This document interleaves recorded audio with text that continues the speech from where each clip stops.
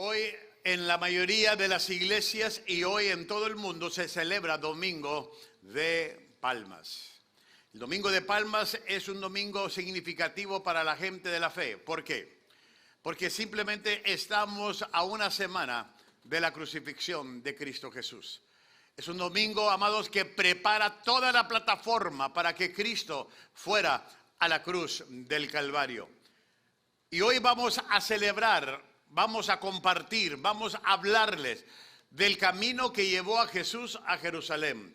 Porque era en Jerusalén que Él tenía que morir, era en Jerusalén que Él tenía que dar su vida por el beneficio de toda la humanidad. Así que quiero considerar este tema sobre el camino hacia Jerusalén. Y este tema, amados, capta nuestra atención en dos maneras.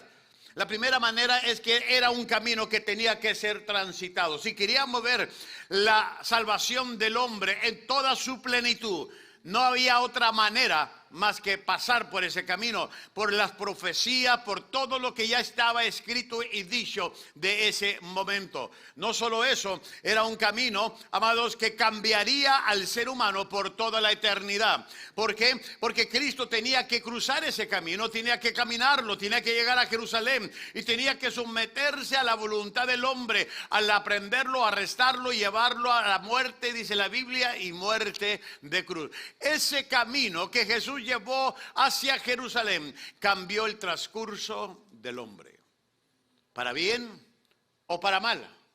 Para bien, para aquellos que lo acepten y le piden perdón por sus pecados; para mal, para aquel que lo rechaza, porque será una perdición eterna. Ahora, la crucifixión de nuestro Señor Jesucristo fue un pago completo por todos los pecados del mundo. Ningún otro sacrificio sería suficiente si Cristo muriera por el mundo. Ningún otro sacrificio sería requerido si Cristo muriera por el mundo. Y de acuerdo con las Escrituras, Cristo entregó su vida para que todos nosotros, tú y yo, pudiéramos vivir por Él y para Él, como lo dije el miércoles pasado. Mira lo que dice Gálatas: con Cristo estoy juntamente crucificado, y ya no vivo yo, mas vive Cristo en mí. Y lo que ahora vivo en la carne, lo vivo en la fe del Hijo de Dios, el cual me amó y se entregó a sí mismo por mí. En otras palabras, tú tienes que aceptar el sacrificio de Cristo para que puedas vivir lo que ahora vives en esta tierra, pero para Él y vivir en Él. Antes de que Cristo pudiera salvar al mundo del pecado, Él tuvo que pasar por el camino hacia Jerusalén. Él tuvo que cruzar ese camino donde había muchas profecías de por medio y que iban a cumplir un propósito de la salvación general del hombre. La Pascua, el cual la gente empezaba a acercarse a Jerusalén, era el tiempo de la Pascua. La Pascua era simplemente, o estaba siendo celebrada cuando Cristo empieza a emprender su vida hacia Jerusalén. Esta era una celebración que se llevaba a cabo por más de 1400 años antes. Era una celebración de agradecimiento a Dios por haberlo librado de la esclavitud de Egipto. Desde que Israel salió de Egipto, empezaron a celebrar las Pascuas, y en esta ocasión Cristo, preparándose, iba a ser el cordero del sacrificio, el cordero pascual por todos los sacrificios del hombre y del pecado. Con más de 2 millones de personas que estaban en la ciudad de Jerusalén. En un transcurso de 3 meses llegaban más o menos unos 2 millones de personas de por fuera. Aparte de los que estaban ahí, llegaban simplemente a hacer acto de presencia en Jerusalén, a celebrar, a ofrecer sacrificio, a esperar el día del Pentecostés. Por eso vemos que en el Pentecostés había mucha gente de afuera, amado, porque ellos estaban ahí por todo este tiempo. Era el tiempo del año cuando ahora sí podríamos decirle, cuando el gentío de gente se amontonaba ahí en Jerusalén. Era el tiempo perfecto para experimentar un milagro y ver a Dios en acción por el amor que Él tenía. Era el lugar donde la gente entraba y llegaba y se movía de un lugar a otro simplemente en celebración de la Pascua. A pesar de que era un tiempo de celebración, era un tiempo de agradecerle a Dios. Los israelitas se encontraban bajo la presión del imperio. del Imperio Romano, y era una vez más estaban esperando que Dios les enviara a un libertador, como lo hizo con Moisés o como lo hizo con David. Ellos querían vivir libre de la opresión de los romanos, pero esperaban a un redentor, a uno que pudiera venir a librarlos. Al entrar Cristo a la ciudad de Jerusalén, la gente empezó a gritar: Hosana, Hosana, Hosana en las alturas. ¿Por qué? Porque habían escuchado de la sabiduría de Cristo. Muchos de ellos habían visto sus milagros. Otros de ellos habían estado presentes cuando Cristo alimentó a 5,000 personas de unos cuantos panes y peces. Así que el grito de Hosana en realidad era un grito de sálvanos. Cuando empezaban a decir Hosana, Hosana, estaban diciendo: oye Jesús, sálvanos de la opresión, sálvanos de esta esclavitud, sálvanos del imperio romano. Es lo que estaban declarando y buscando a un rey que viniere a librarlos. Pero solo había un problema. Cristo no había venido al mundo para librarlos de la opresión política. Cristo había venido para rescatarlos del pecado. Ese era el propósito. Todavía como rey no iba a fingir hasta que Él viniera otra vez, pero venía como el Salvador del mundo. Había una gran diferencia entre lo que la gente pudo ver ese día y lo que Cristo estaba haciendo. Eran dos perspectivas totalmente diferentes. La gente miró a Cristo entrando con esplendor para ocupar el trono, pero Cristo entró en Jerusalén con un espíritu de humildad para aceptar lo que se avecinaba. ¿Qué aceptar? Aceptar el sacrificio, aceptar el rechazo, aceptar la condena del hombre. Y iba a cargar el pecado de toda la humanidad. La gente empezó a oler en un aire de victoria, pero Cristo probó el sufrimiento y el dolor y la muerte.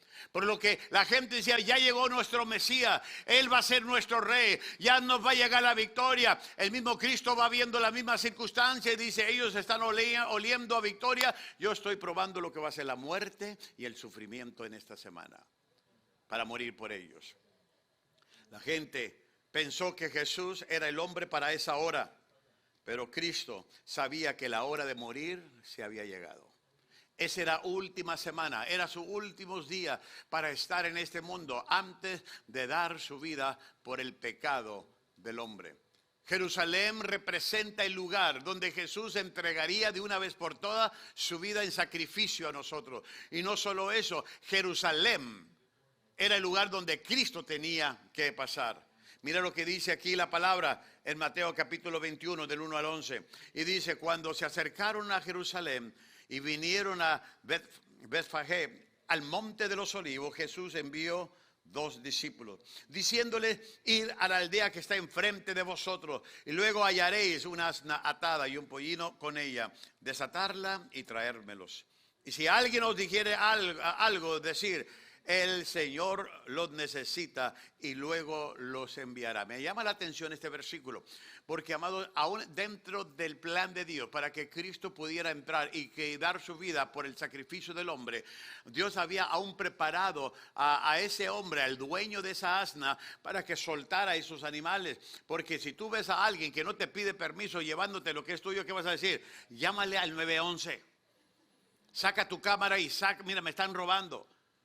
Y cuando te pregunte a dónde van, tú lo único que tienes que decir: el Señor los necesita. Se fija que no les pidió permiso, simplemente en la soberanía de Dios, preparando todo el escenario, Dios estaba preparando el corazón de la gente. El Señor los necesita. Mire el versículo 4.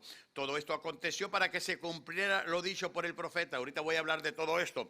Cuando dijo: decir a la hija de Sión: he aquí, tu rey viene a ti, manso y sentado sobre un asno, sobre un pollino, sobre un animal de carga. Y los discípulos fueron e hicieron como Jesús les mandó. Y les trajeron el asna y el pollino y pusieron sobre ellos sus mantos. Y él se sentó encima. Y la multitud, que era muy numerosa, había mucha gente en Jerusalén en ese entonces, tendían sus mantos en el camino y otros cortaban ramas de los árboles y los tendían en el camino. Y la gente iba delante y la gente que iba detrás aclamaba diciendo: Hosana al Hijo de David, bendito el que viene en el nombre del Señor, Hosana en las alturas. Cuando entró él en Jerusalén, toda la ciudad se conmovió diciendo: ¿quién es este? Y la gente decía: este es Jesús el profeta de Nazaret de Galilea. Jesús llegó a Jerusalén. Voy a hablarte de 4 asuntos importantes del camino a Jerusalén. El camino hacia Jerusalén sería, número 1, un camino de humildad y no de realeza. Aquí estamos hablando de un rey. La gente necesitaba un rey. La gente quería y proclamaba a Jesús rey. Hubo otra ocasión que la gente lo quiso hacer rey. Jesús se fue entre la multitud. Por los milagros que él hacía, se fue entre la multitud. Pero a Jesús tú no tienes que declararlo rey. Él ya lo es, él lo sabe. Pero él venía como un salvador en ese momento. Tenía que ser el salvador para tener un pueblo que lo llamara oficialmente rey. Con derecho, Cristo era el heredero a la realeza. Así que él podía haber entrado como un rey si hubiera querido. Él podía haber entrado. Mira la descripción que se da de Jesús en Apocalipsis. Y en su vestidura y en su muslo tiene escrito este nombre: Rey de Reyes y Señor de Señores. Ese título ya lo ha tenido desde la eternidad. Él pudiera declarar y reclamar ese derecho. Mira lo que Pablo habla de él. Por lo tanto, Dios también le exaltó hasta lo sumo y le dio un nombre que es sobre ¿qué? Todo nombre, para que en el nombre de Jesús se doble toda rodilla de los que están en los cielos y en la tierra y debajo de la tierra, y toda lengua confiese que Jesucristo es el Señor, para gloria de Dios Padre. Pero en lugar de entrar como con uno de esos caballos que usaba la realeza, Cristo, amados, envió a su discípulo a buscar un asno, un asna. Simplemente él dijo: no, tal vez si hubiera sido tú, mira, consíguete el caballo blanco que usaba Chente, que usaba Joan Sebastián, ese caballo quiero. Jesús dijo: no, yo no voy a entrar como una realeza, yo voy a entrar como el Cordero de Dios.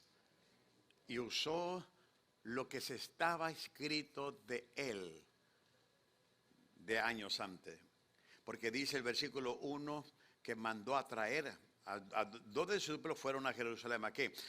Él les dijo: ahí van a encontrar, en el versículo 12 dice: hallaréis una asna atada y un pollino con ella, desatarlo y traérmelo.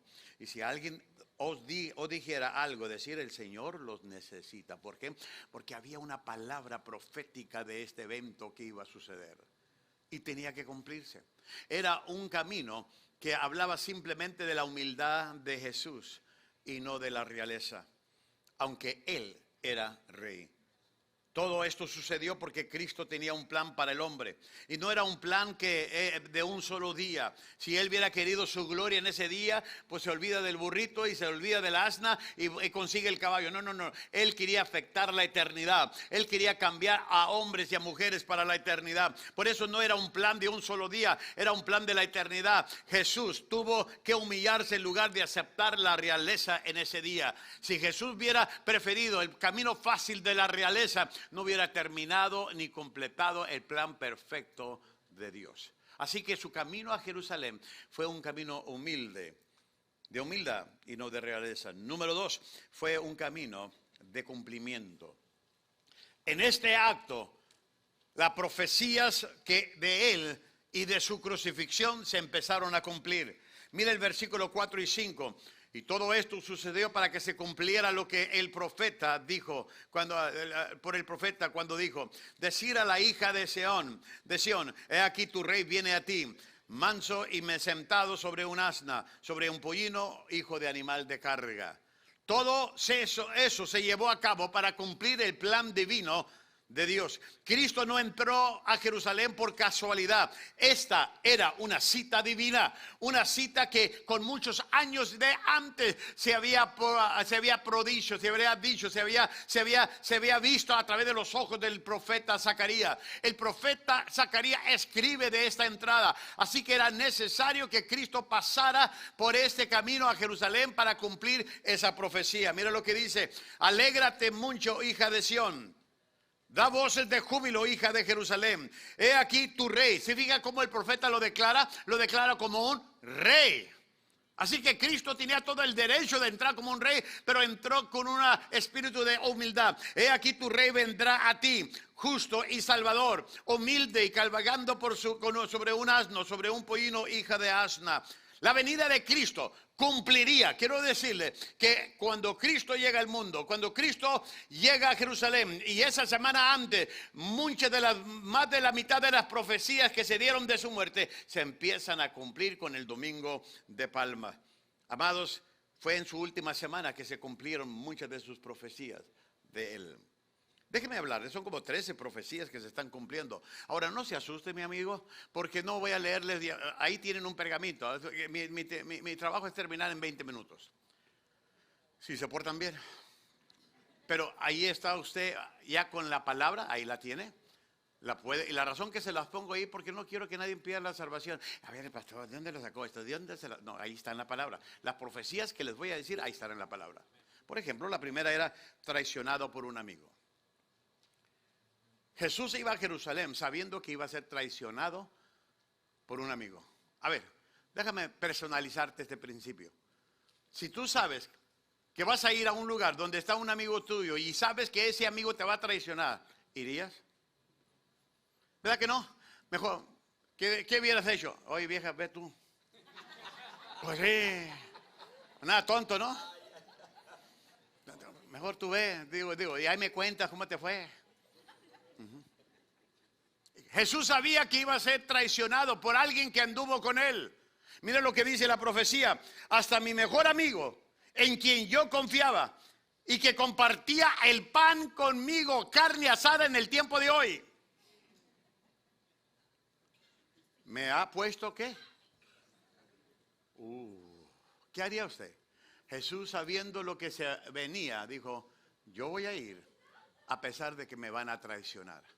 Por eso el camino de Jerusalén, amado, no fue fácil. Él sabía lo que iba a enfrentarse, él sabía lo que iba a encontrarse, él sabía qué tipo de gente iba a estar esperándolo. Número 2, vendido por 30 piezas de plata. Jesús sabía que iba a ser traicionado por ese amigo y que lo iba a vender por 30 pieza de plata. Fíjese qué tristeza, simplemente sacarle poco a la salvación del mundo. Inclusive si usted cree que Judas traicionó o vendió a Cristo, no, Judas no traicionó ni vendió a Cristo, se traicionó él solo, se vendió solo él. Es lo que costaba los valores de Judas. Por 30, y eso estaba escrito, ahí lo tiene usted en la Biblia. Tercero, testigos falsos lo acusan.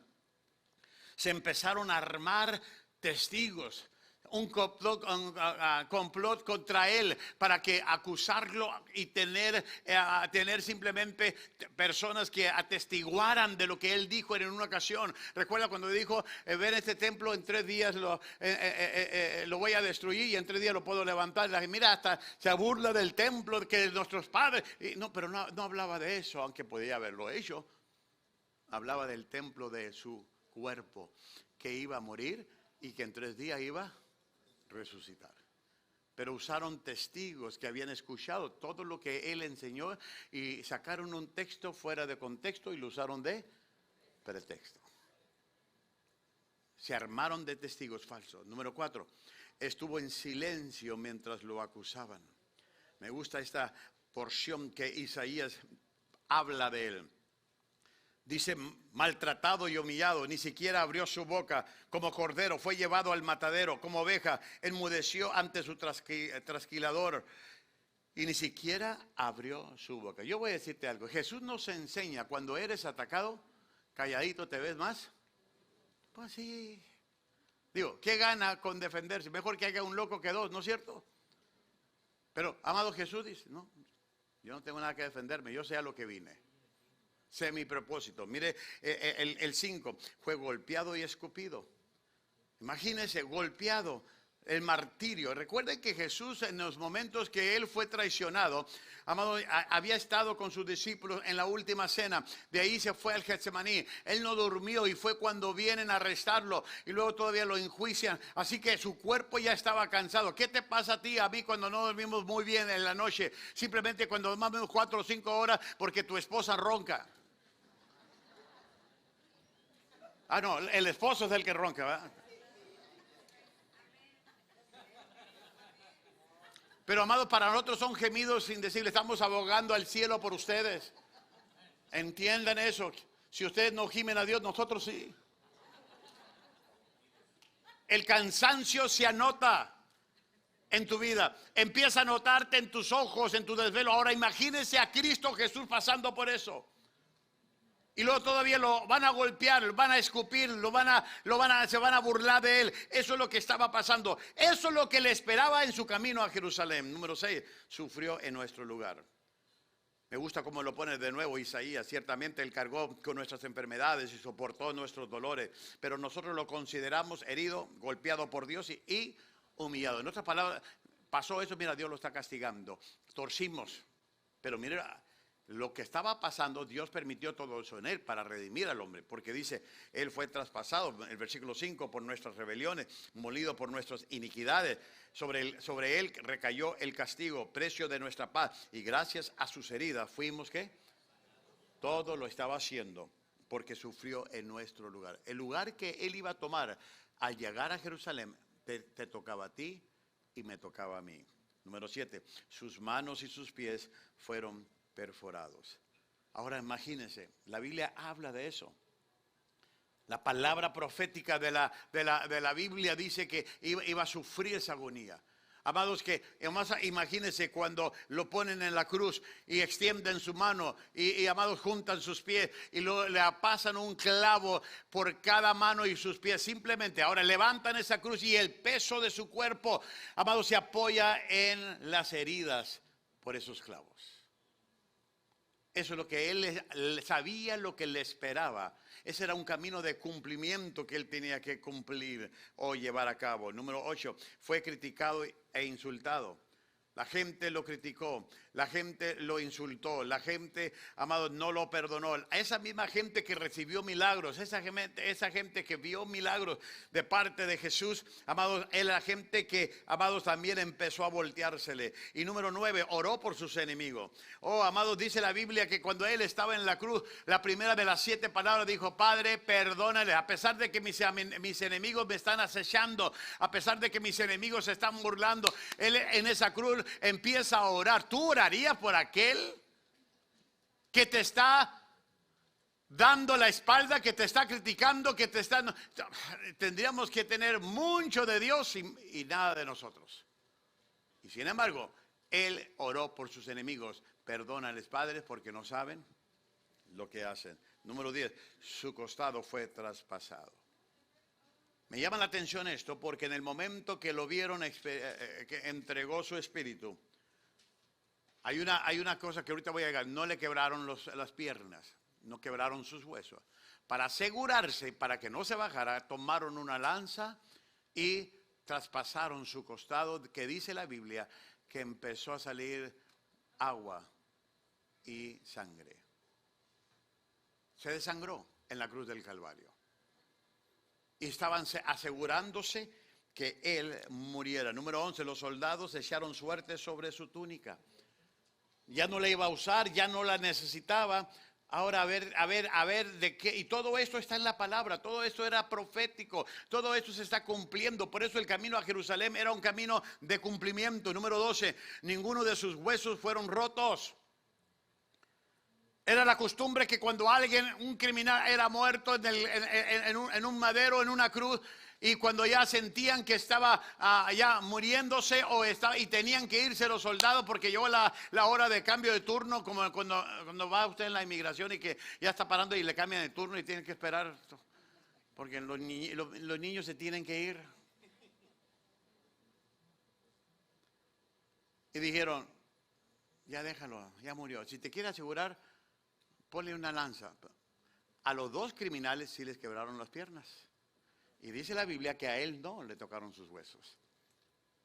Y la razón que se lo quebraban las piernas es por si el soldado no moría y venía alguien o él lograba sobrevivir ese martirio, no podía escapar con sus piernas quebradas, rotas. Y eso es lo que hacían. Pero a Jesús no le tocaron sus huesos. No se los tocaron. Era una parte de la palabra. Ahí lo tiene usted. Amado, en el Salmo 34 habla de esta profecía y se está cumpliendo hacia el camino de Jerusalén. Y número 13, fue sepultado con los ricos. Una tumba que no se había usado. Esta persona importante, esta persona rica, fue y pidió su cuerpo y lo sepultó en la tumba que él le había hecho para su familia. Fue sepultado con los ricos y se cumplió también esa profecía. Cristo pasó por el camino hacia Jerusalén para cumplir el plan divino de la salvación para cada uno de nosotros. El camino hacia Jerusalén era un camino de amor. Cristo sabía que necesitaba llevar a cabo el plan de su Padre para así darnos la oportunidad de la vida eterna. Por eso el escritor de los Hebreos nos dice que Él logró esto. Nos dice esto lo siguiente de Cristo: fijemos la mirada en Jesús, el iniciador y perfeccionador de nuestra fe, quien por el gozo que le esperaba soportó la cruz. En otras palabras, Cristo no estaba muy expectante a la cruz. Él sabía lo que le esperaba. Amado, Cristo, amado, sabía del dolor que iba a pasar. Pero dice, yo alcanzo a mirar la cruz, pero alcanzo a mirar más allá de la cruz. Y más allá de la cruz hay la salvación de miles y miles de almas que no van a tener que pasar por lo que yo estoy pasando por ellos. O sea, miró el gozo después de la cruz. Te miró a ti, me miró a mí. Dijo, yo soporto esto, yo lo voy a aguantar porque los amo. Y por eso cumplió al pie de la letra el trabajo que tenía que hacer por ti y por mí. Así que el camino hacia Jerusalén fue un camino de humildad y no de realeza. Fue un camino de cumplimiento. Y número 3, fue un camino de obediencia. Para que Cristo fuera obediente tenía que ir sentado sobre un asna. Mire lo que dice aquí. Y los discípulos fueron e hicieron como Jesús les mandó. Y trajeron el asna y el pollino y pusieron sobre ellos sus mantos. Y él se sentó encima. O sea, él tenía que aún cumplir al pie de la letra esa profecía. Para ser obediente tenía que sentarse donde decía la profecía. Y lo hizo. ¿Pero sabe por qué Jesús hizo esto? Porque Él no venía a servirse Él. Él no venía a cumplir con lo de Él. Él venía a cumplir con la voluntad de su Padre. Toda la vida de Cristo fue un ejemplo de obediencia hasta el final. Cristo vino a hacer la obra de su Padre y la terminó. Él sabía lo que tenía que hacer en este mundo. Mire lo que dice Juan, capítulo 4, versículo 34. Mi alimento es hacer la voluntad del que me envió y terminar su obra. Ese era su alimento, hacer la voluntad del que lo envió y terminar su obra. Cristo no vino para hacer su propia voluntad. Mira lo que dice, yo no puedo hacer nada por mi propia cuenta, juzgo solo según lo que oigo y mi juicio es justo, pues no busco hacer mi voluntad, mi propia voluntad, sino cumplir la voluntad del que me envió. Todo lo que Cristo hacía era para agradar a su Padre, era para ser obediente. Juan 8:29 dice, y el que me envió está conmigo. No me ha dejado solo, porque siempre hago lo que le agrada. Cristo sabía que tenía que caminar el camino de obediencia. Tenía que pasar. Él venía porque, amado, aún estando él en el Getsemaní, donde sintió el peso del dolor del pecado, él habló con su Padre y le dice, oye, papá Dios, déjame decirte algo, si es posible que pase de mí esta copa. En otras palabras, si hubiese en tu corazón otra alternativa para que el hombre pudiera ser salvo, pues trata de evitar que yo no vaya a la cruz del Calvario. Si hay una oportunidad de que pase de mí esta copa, de que no la tenga que tomar. Y luego dice, pero mira Dios, que se haga tu voluntad y no la mía. Él sabía lo que tenía que hacer, la obediencia a su Padre. La obediencia a su Padre. Sabía que toda la humanidad y la salvación dependían de que Él fuera por el camino hacia Jerusalén hasta llegar al Calvario. Él lo tenía que hacer. Así que el camino hacia Jerusalén fue un camino de humildad. Fue un camino de cumplimiento, fue un camino de obediencia y número 4, fue un camino de destino. De destino. Jesús sabía hacia dónde iba y qué es lo que tenía que terminar. Déjenme decirles esto. En la porción que tenemos ahí del capítulo 21 de Mateo, versículo 8 al 11. Y la multitud, que era muy numerosa, tendía sus mantos en el camino y otros cortaban ramas de los árboles y las tendía en el camino. Y la gente que iba delante y la gente que iba detrás aclamaba diciendo: Hosana al Hijo de Dios. Bendito el que viene en el nombre del Señor. Hosana en las alturas. Cuando él entró en Jerusalén, toda la ciudad se conmovió diciendo: ¿quién es este? Y la gente decía: este es Jesús, el profeta de Nazaret de Galilea.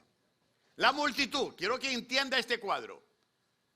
La que le gritó: Hosana, Hosana, Hosana en las alturas, fue la misma multitud que una semana después, el viernes, se le estaba diciendo: crucifícale, crucifícale, crucifícale. Jesús no venía en ese momento para llegar a ser el rey de ellos. Él ya era el rey. Venía a ser en ese momento el salvador de ellos. Sabía que su destino era morir por la gente. La misma gente que extendió sus palmas significando que la salvación había llegado, fue la misma gente que lo clavó en la cruz del Calvario. Inclusive si estudiamos bien la etapa de cuando Jesús está siendo enjuiciado, para que se decida si va a la cruz o no, ni Pilato pudo alterar lo que se estaba llevando a cabo. Porque en Pilato tenía supuestamente el poder para hacer algunos cambios y no llevar a Jesús, pero ni él pudo alterar eso. Porque mira lo que dice aquí. Pilato hablando: ¿te niegas a hablarme?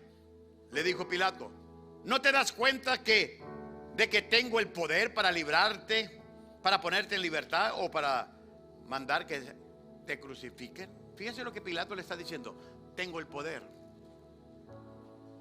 Tengo el poder. Si quiero y me contestas las peticiones, no te crucifico. Pero Jesús sabía que a eso había venido. O sea, tú podrás tener el poder, pero yo no vine a estar bajo tu poder.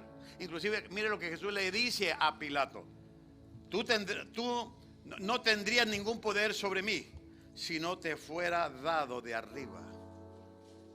¿Quién te puso en ese puesto? Y luego Jesús le dice: por eso el que me puso en tus manos es culpable de un pecado más grande. Los escritores, comentaristas dicen: aquí hablaba de Judas, el que lo traicionó, el que me puso delante de ti. Pero me voy a ir más allá de Judas.